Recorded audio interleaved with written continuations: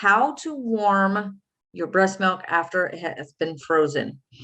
So there are a couple things you want to know about this. It's not a good idea to take milk out and leave it sit on the counter to thaw. You want to have either, if your tap water gets hot enough, you can run it in like a jar and then slip your frozen milk down inside of it or into a bowl or something. You can take milk out and put it in your fridge to thaw like the night before if you know you need it in the morning. You can do that, and then heat water on the stove, or again, use hot tap water if your tap water gets hot enough.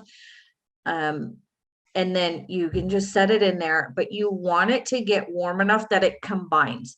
I have had milk that just didn't get warm enough, and it looks like it has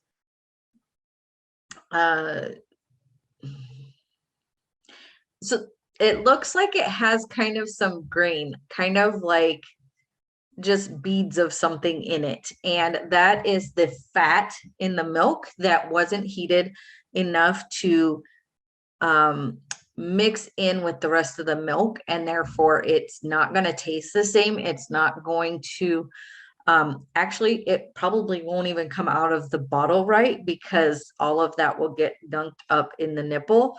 So good idea is always to make sure that the milk is well heated to where it actually combines back together, and you don't have any of those fatty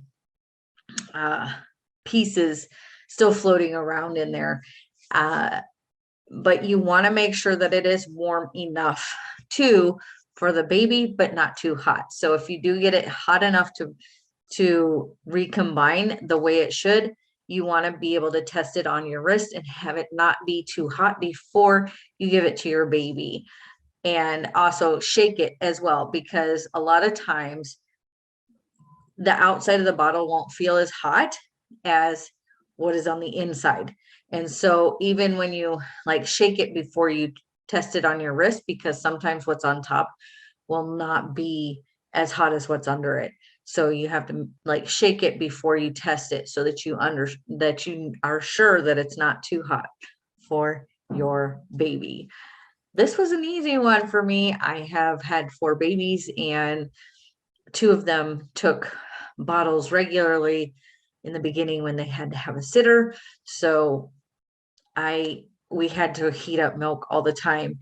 And that was one of the biggest learning curves I had, was like reheating, because if you're breastfeeding, you don't think about these things. It's a natural thing, right? You don't think about how warm is it, or is it mixed right, because it just comes out, and they eat it. So knowing how to heat your milk is really important. You also don't want to, if you heat it, 4 hours is the limit on your milk. So baby should eat it. Don't heat up milk that you don't need, because then you're going to end up throwing it away. And breast milk is not something you want to be throwing away if you can help it. So I hope you found this helpful. If you're watching in my group, thank you for being here. If you're not yet in my group, why aren't you? You can find me at Open Minded and Empowered Birthing Mamas.